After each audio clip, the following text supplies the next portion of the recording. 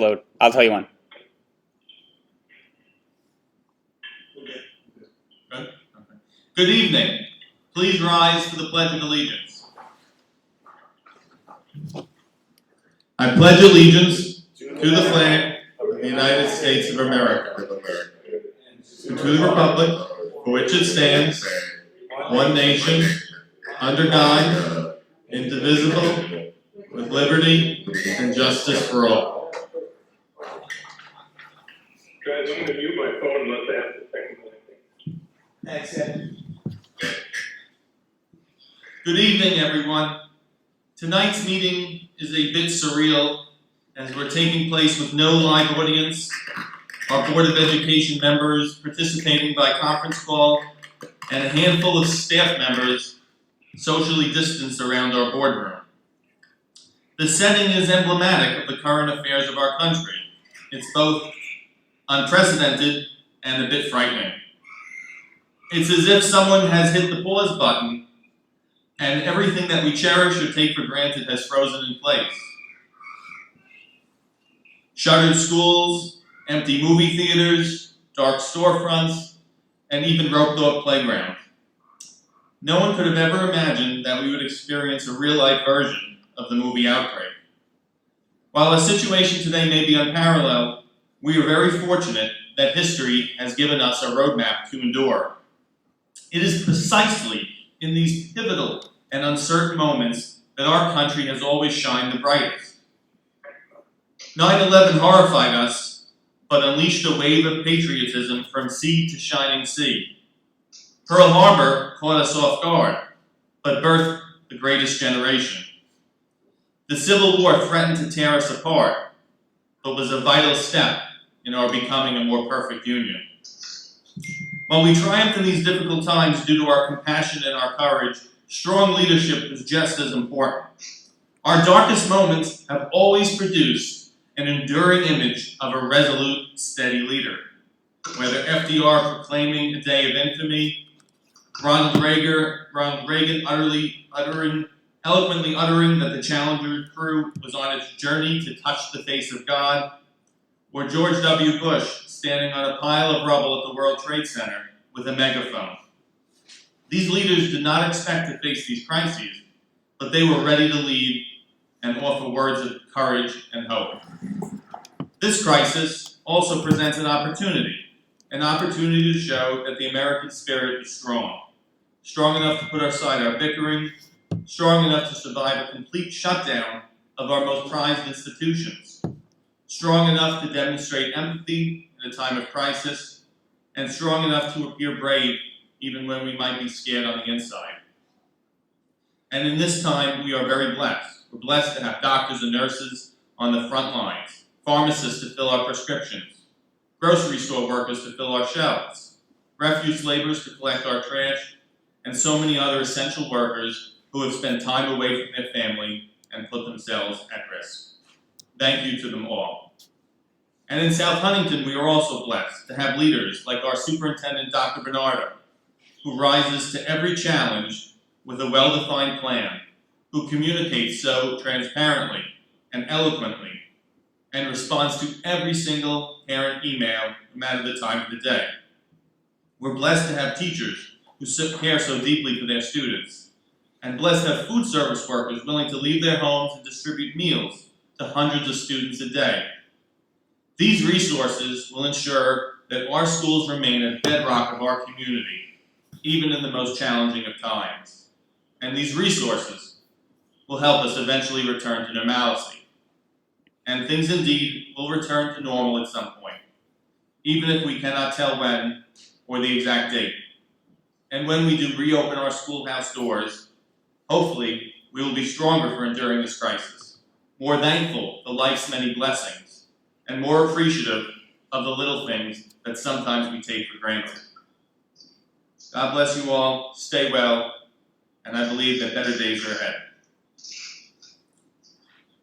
With that said, we're going to go into our more normal activities, our 2020-2021 budget work session, and I'll turn it over to our leader, Dr. Bernardo. Good evening, everyone. We'll be a little unorthodox in that we'll we'll speak from our seats because the distance situation, the microphones just make it easier for us to communicate and to be heard from that. So while it's not our style to sit, just bear with us and know that we'll do the best we can with the limitations we have. We've kind of coming, believe it or not, to the closer to the tail end of our budget presentations, and it seems to have fallen from the front view mirror pretty quickly because we were working on so many other things over these past 2 weeks that weren't expected. But certainly, it's critically important because that's the funding. Those are the finances that are going to keep our school district afloat next year, and they're the lifeblood of our operation. So, we began our trip with analysis of prior year's budgets. We talked about the unique nature of state aid this year and the steps in the process. And when we talk about the unique nature of state aid, you'll recall that once again we received just a little over 1%, and we wanted to. We met with the Assembly Chair of Education, we met with the Senate Chair of Education, we met with the Donors people. So one of our goals has been to get South Huntington on the front burner in all these people's minds. I think we did that. Again, things got real busy and real crazy quickly on them, so I know that they're preoccupied, but we need to keep our district on the front burner. One of the problems with the state aid process, state aid packages, it was made 40, 50 years ago, the formula, sometimes 60 in some cases years ago, pieces of it, and you end up with real inequities in terms of need. So there are situations where the South Huntington School District receives the same percentage of state aid to their budget as places like Plainedge or Miller Place. And we don't begrudge them a penny of their operating money, but certainly we have some unique needs and characteristics that we just need to keep in the conversation. Very little has changed in terms of class size, which is a good thing. This Board of Education and building administration and staff remain committed to maintaining some real nice balanced class size. If you remember 9-10 years ago, one of the board's primary goals was to bring those class size numbers down. We've done so. They remain pretty clean in terms of consistency. You'll see these are our elementary class sizes on the screen. These are projections, and I always remind everyone that they're projections because population changes over the summer and even right into the fall. But right now, best information, these are the class size numbers, and we're real happy with their balance. We continue to look at Silas Wood, and you'll notice all the way from English straight through the science region, science and honors math, we're between 23 and 25 with an average of 24. And that's what the board, exactly where the board wanted to keep it. Simpson, 7th grade numbers, again, range from 22. You notice we always try to keep English a little bit lower. A, because we believe that English language arts are the foundation of success in all subjects, and also because certainly research has shown that in English language arts especially, the individual contact is critical. So we keep those around 22, and you'll see we go up to music, which is 21 and 30, depending on class interest, on interest in the performing groups. Sorry. 8th grade, very similar numbers. You saw we kept English really nice and clean. The honors classes will get a little bit higher at times. That's typical in school settings, but nevertheless, everything stays nicely in the 20s. And the high school numbers, and having been a high school principal, I can tell you, high school numbers are a real stab in the dark because high school electives constantly change. When an elective changes, it changes the whole building structure in terms of student choices. We like to give students a lot of choice. When you give students a lot of choice, it means a lot of changes. And so we kind of just roll with that. So you see our numbers remain between 21 and 27 primarily, and with the mean somewhere around 25, and we want to keep it that way. All right, good evening, everyone. This is Dr. Galea. Hope everybody's doing well. This is the part of the presentation where we break down the codes. So you can see we have our 1,000, 2,000, 5,000, 7,000, 9,000 code. And obviously, if you look at the percentages, you look at instruction, our 2,000 code, that is the biggest code. And obviously, those are our curriculum, teachers, and salaries. But in the future slides, we will break this down a little bit further.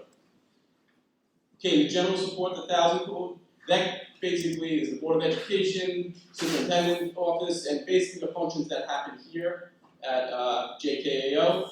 And you can see within the business office, there's many different areas. And then we're going to break these codes down a little bit. If you look, in one of the areas that I focus on, looking all the way to the right, percentage change, and at the bottom right, you see the grand total where we're down basically just a shade, 0.32%. We had a little increase in central storage of 20.58, but that's because we moved an item, our WinCap financial management software system, into that code, and that's why it's just a shade bit higher. So in terms of the instruction code 2000, like Dr. D'Elia said, as a school district, we would expect that the majority of budget would be comprised of this area. As you can see, about 56, 57%, and it's everything from our leadership through our teaching, through our athletics, and our libraries. I'll highlight with you, in terms of that first 3.9% to the right, that's largely due to some budget code adjustments. These are various administrative offices around the supervision of curriculum. In terms of, if you go down a couple of codes to special education, basically that's to address staffing, supplies, and equipment. As we turn to the next slide, if you notice that, to the right, that 8.06%, that is largely due to technology initiatives, but I would also want to highlight that within that number we also have funding for our school libraries, which obviously a big part of that will also be money for book purchases. Okay, the 5,000 code, transportation. As we do each year here in South Huntington, we rotate in purchasing buses. This past year, we purchased 2 large buses, and next year for 2021, we're going to be purchasing 3 small buses that run about $55,000 each. And obviously the functions within transportation, we have our bus transportation center, which includes our supervisor, dispatcher, the office staff, drivers, matrons and mechanics. And we also have contract transportation with Acton Bowman and Huntington Coach that takes care of a lot of our private runs, and Bowman spends the most of their runs are done at the secondary level. And you see here, we go down to contract transportation. That number looks a little large. One of the reasons for that is because the RFP for Bowman last year went out after the budget was developed. So there's a little increase there, and so we accounted for that going forward into next year's budget. So at the teen center, this budget line is remaining constant. There'll be no increase. But at the teen center, we do provide a vital service for our students in the health program. That's a program that provides students who require a smaller setting. Yeah, our 9,000 code, it has to do with benefits. I'm sorry. Yes, it has to do with our benefits. And you see there is a little increase, but we're going to explain a little further as we go on. And obviously the functions within the benefits are our medical, our health insurance, dental, disability. To the right we have our retirement systems, ERS, employee retirement system, and TRS, our teacher retirement system. And we have Social Security, workman's comp, and life insurance policies. Basically, you can see here, with our benefits, on this one, we're down about 0.20% in total. I know the health and dental insurance, you see a decrease. The only time you ever see a decrease, but there is a slight one there. And we're not so much, as the years go on, I'm not sure if that's going to always be there, but we do have a slight decrease. And within our debt service, also within the 9,000 code, are our capital projects. And we also have, if you look at that last bullet on the capital projects, we are having an energy performance contract. We're moving on that. It's really exciting. A lot of wonderful things and cost-saving items that will be in there that will benefit our community tremendously. So we're very excited about moving forward with that.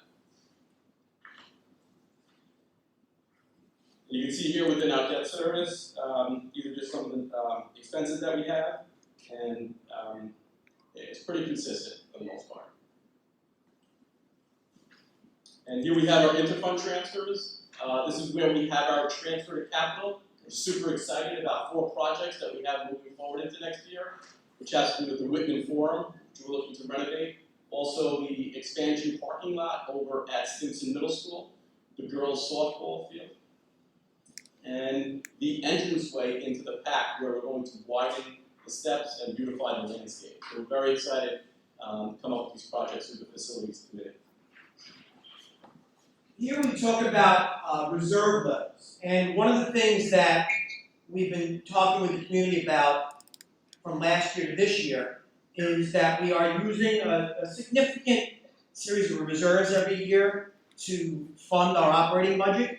That's by design, with the expectation that that number will gradually, the amount of reserve use will gradually come down in a very targeted, methodical way. We come down about $1 million this year. We want to come down about $1 million next year. So we're going to go from about 30, we think, because you don't really know until you close your books.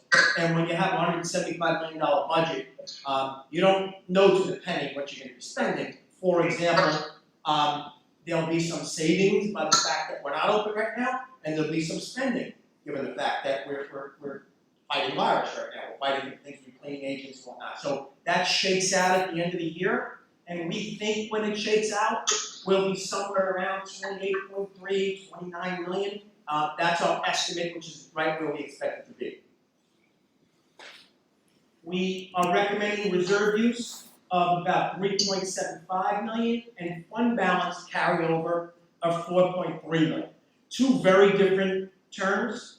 Fund balance is the money that you use each year as your cushion with the expectation of hopefully not spending it so you can use it as funding money next year. I always tell people to think of it as fund balance is the emergency money you take away on vacation. You have to have the $200 in the pocket when you're on vacation just in case something happens and you have to use it, but you prefer not to because it's definitely going to cut into next year's vacation. So you really want to preserve that money if you can. Reserve use is different. Reserve use is the money that you expect to take out of the bank and use without the idea of replacing. Okay, working off of what Dr. Donovan just said, looking at our reserves for this year, looking in the left-hand column on the 2021, you can see ERS and workers' comp and EBLR, employee accrued and liability reserve. That is, those are the 3 reserve areas that we're taking our money from this year. And as Dr. Donovan said, there is a reduction of $500,000 in reserves, and it was reduction of $600,000 within our fund balance. So we're trying to use each year, going to try and focus on being less dependent on reserves and fund balance moving forward. And if you look down, I know there's a lot of numbers on this page, but if you look down at the bottom right corner, you see the budget increase is 2.05%, so we're in line with the needs of the community and obviously within our tax cap. Again, I kind of got a little bit ahead of myself, but the plan to reduce reserve use, it's a long-term plan. It's a plan that's very balanced. It does require adequate state aid funding each year. You'll see in a moment, if you go one more forward, you'll see that knowing it required certain state aid funding and knowing that we're tremendously underfunded to the tune of a little over $20 million, we're underfunded for a district of our size and demographics. So we've really had a listening ear up in Albany. Senator Goring's been great, Senator Stern, they were wonderful with us. Assemblyman Benedetto, who chairs the Education Committee, is a South Huntington fan. Chairperson Meyer from the Senate was one of the sharpest people I've ever heard speak, and we sat with her for an hour. So they know our situation, they know that it's important. Like I said before, in all honesty, I know that their minds are filled with many other things right now, and I realize that the world landscape changed drastically between the last time we spoke to you and now. However, I keep reminding everyone that when the smoke clears, when the fog clears on the coronavirus, which God willing it will, we're still going to be here next year, and we're still going to need our state aid. So, we're gonna be respectful of the worldwide situation, and at the same time, provide gentle reminders that we need to function and we need to move forward for our kids next year. This is going to kind of wrap up our budget here.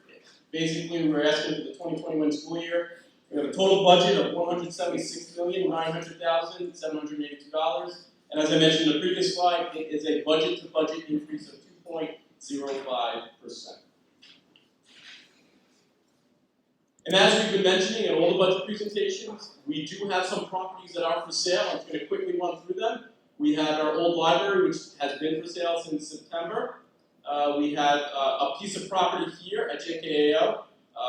It's about a 2.7 acre piece off to the southern side of the building. We also have our teen center, which is directly across the street from Walt Whitman High School. And the softball field is going to be relocated over to Memorial, as I mentioned, as one of our transfer capital projects for next year. And obviously, the sales are subject to a voter approval. And the priority of the Board of Education is, once we can get those sales going, would be for capital projects, safety and security upgrades for our staff, students, and community. As we go into the next school year, 2020-2021, the goals for the district remain constant. We are continuing to strive for excellence, look to meet our student needs, to close achievement gaps, to make sure that we're fiscally sustainable and responsive to our community, and as Dr. D'Elia just said, with safety and security always paramount to us. Upcoming budget dates are on the screen, with the next date being April 21, which will be the budget adoption, culminating in the May 19th vote, as those dates are currently established by the state. There's been talk already that these dates are going to be fluid, and we may be moving back both the board elections and the budget date to some further date, but that's what we're working with right now. Does the Board of Education have any questions on the presentation? Ms. McLean, were there any questions from the resident? Okay, very good. That concludes the presentation. Dr. Gargo, Dr. Thank you. Senimore, Dr. D'Elia, excellent job. Thank you for Thank you all adapting for to bearing these with us. circumstances. Excellent. All right. With that said, we will move into our regular business agenda. For the people at home, as I mentioned, the board, so that we complied with recommendations of gatherings and social distance. The Board of Education is calling in from conference phone. This is an acceptable way to do it under the governor's executive orders and the open meetings law.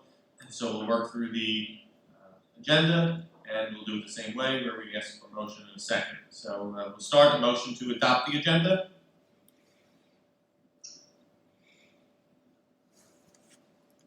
Motion, second. Motion by Ms. Carey, seconded by Mr. Nikowitz. Any questions on the agenda? All in favor? Aye. Alright. Any opposed? Okay. The agenda is adopted. Items C through F, the minutes and schedule of bills require one resolution for adoption. Motion to discuss? Aye. Ms. Carey, seconded by? Second. Seconded by Mr. Nikowitz. All in favor, item C through F? Aye. All opposed? Items C through F are adopted. Communications, we have two communications. We have both letters from Western Suffolk BOCES. One is regarding the Western Suffolk BOCES annual meeting on April 7th, and then the second is about their elections on the 7th and their budget. Moving into new business.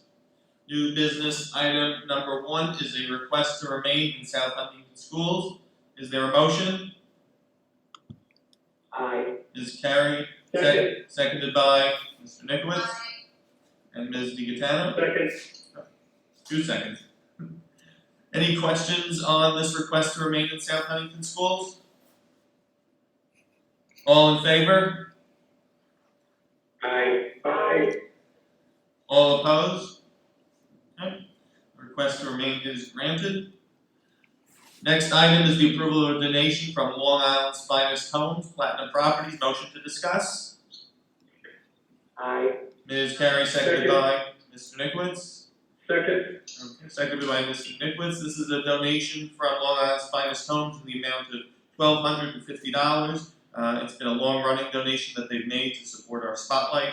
They've been excellent friends of South Huntington. The board have any questions? All in favor? Aye. Aye. All opposed? Alright.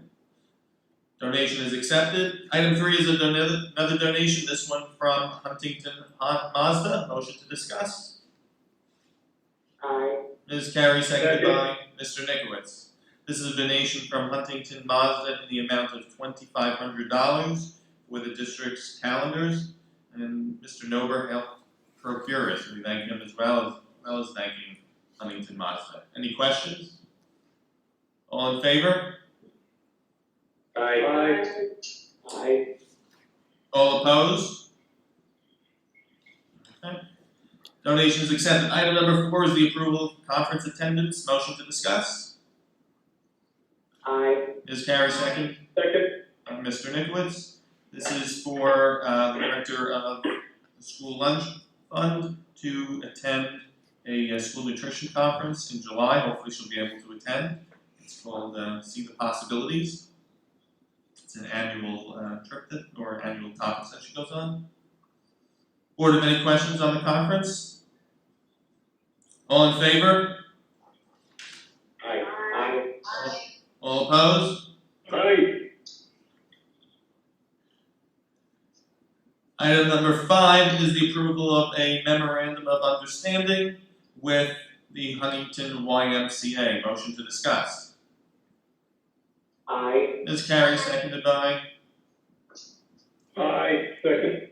Mr. Nickowitz. Dr. Bernardo, can you tell us a little about this MOA? Absolutely. One of the requirements, and a requirement that we wholeheartedly agree with, due to the current international health crisis, is that school districts provide some child care plan for the children of first responders and medical personnel. And the governor asked that we have those plans into him the first weekend school was closed. We did so. There are a couple of groups have done it. A couple of groups have filled that void. One of the groups was Scope. The other group that we have a long-standing relationship with is the YMCA. The Y is running childcare for children of first responders and healthcare at Countrywood, and we are working in a partnership with them in terms of funding and in terms of support. So we thank the Y. First of all, we thank our first responders and medical personnel on the front lines, and we thank the Y for helping us meet the needs of the people that are helping us. Thank you, Dr. Bernardo. Does the board have any questions? All in favor? Aye. All opposed? All right. Agreement is approved. Next item is a resolution for hourly employees. Motion to discuss.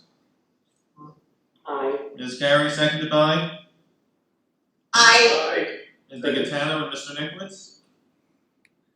Dr. Bernardo, would you like to explain this resolution?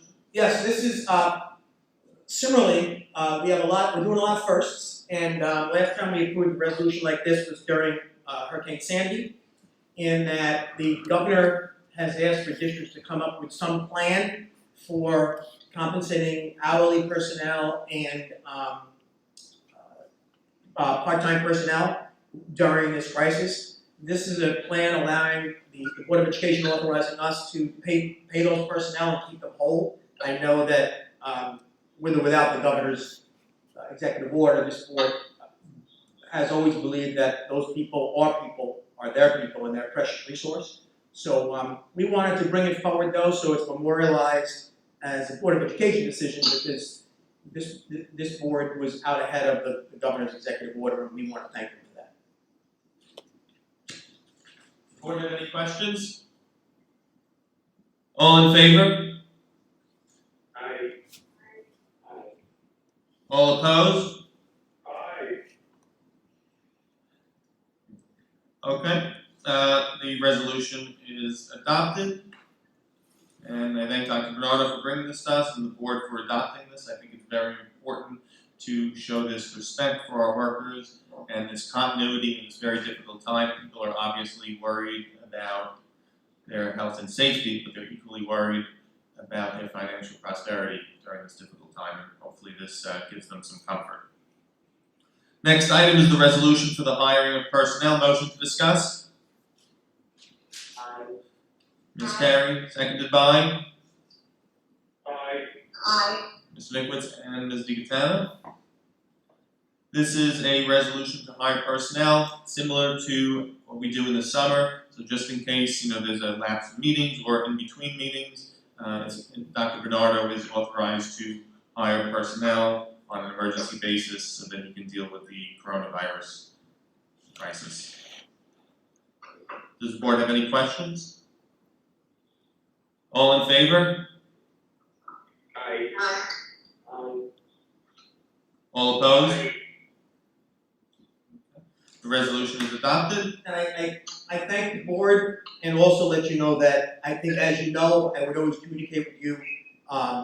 There are many boards that don't have the relationship with the superintendent to put this kind of trust, and that trust would never be abused. I can guarantee that. This team would always keep you in the loop. So thank you for letting us move lean and fast in responding to the crisis. Thanks.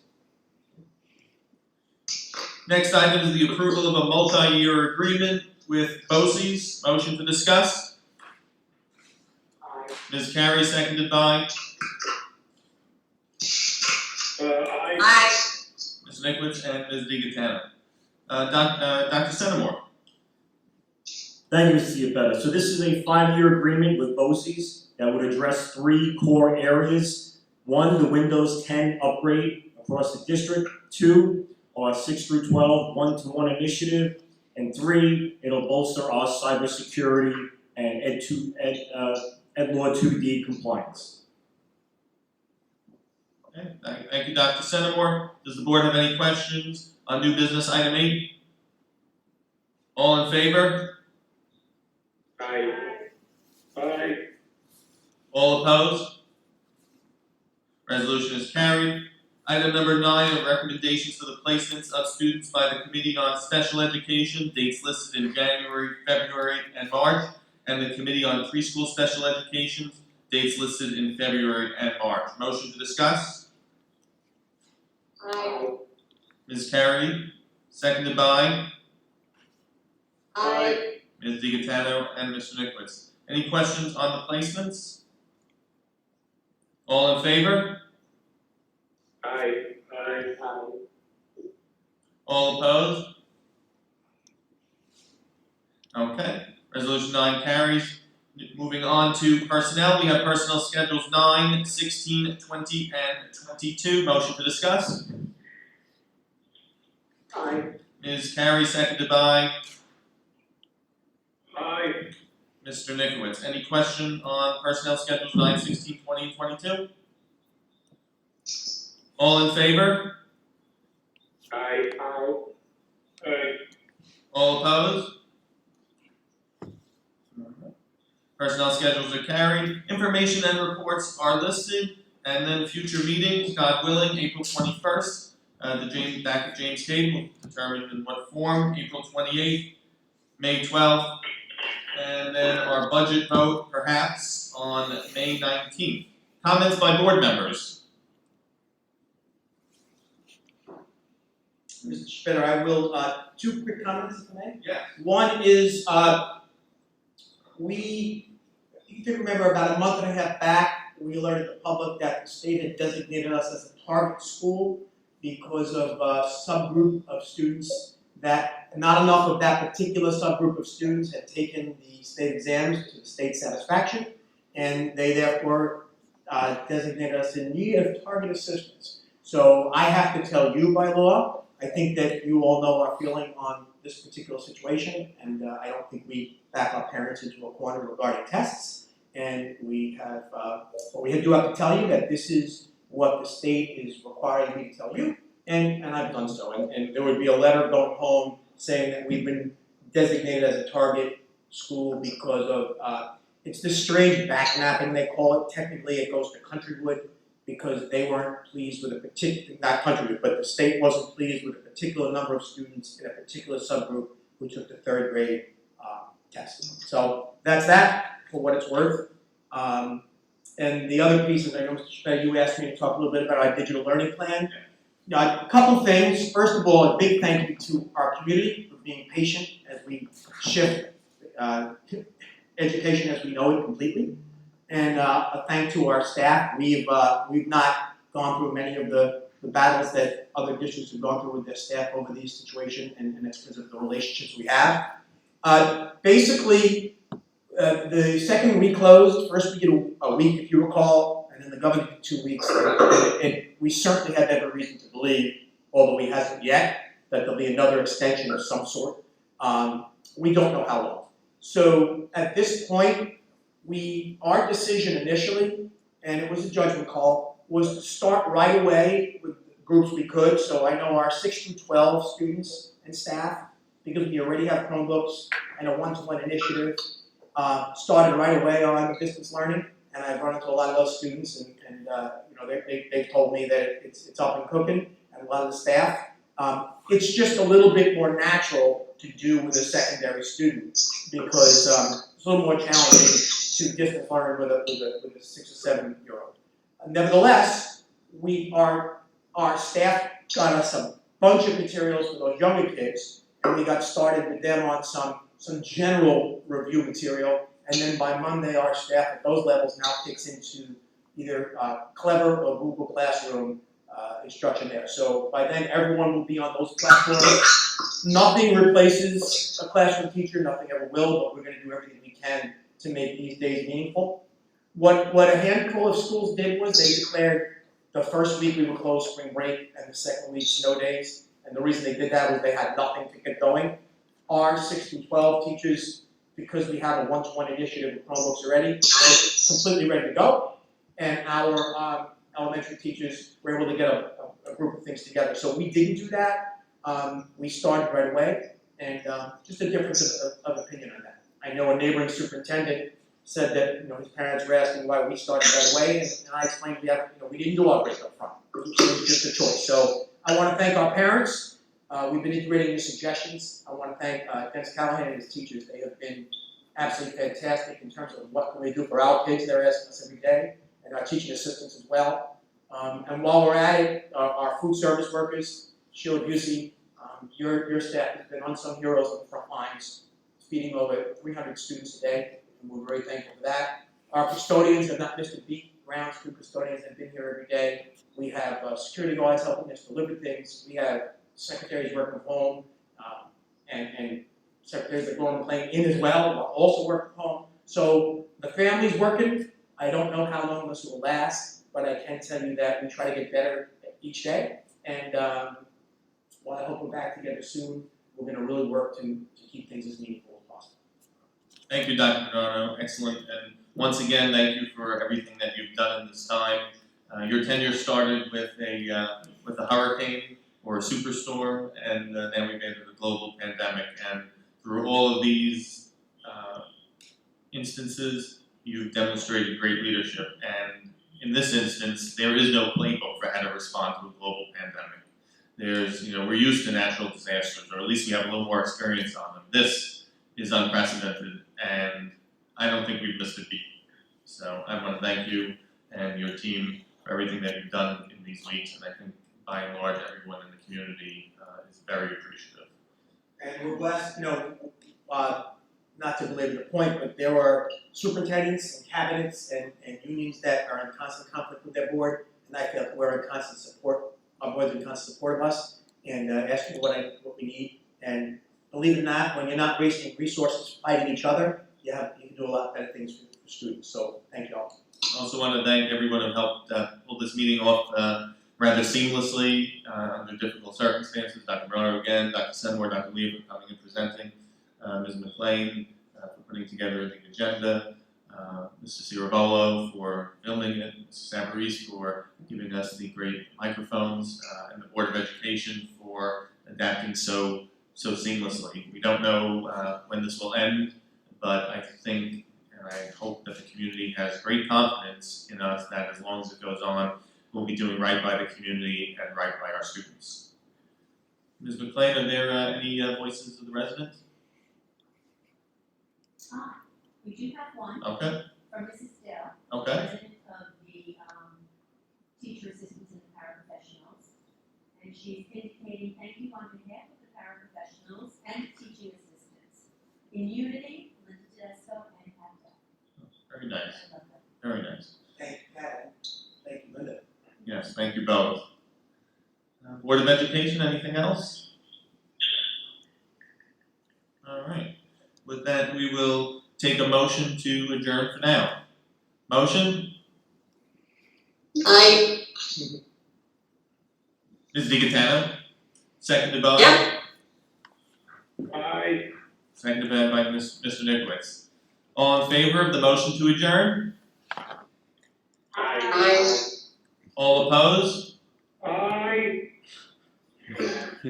Be well, everyone, and stay safe.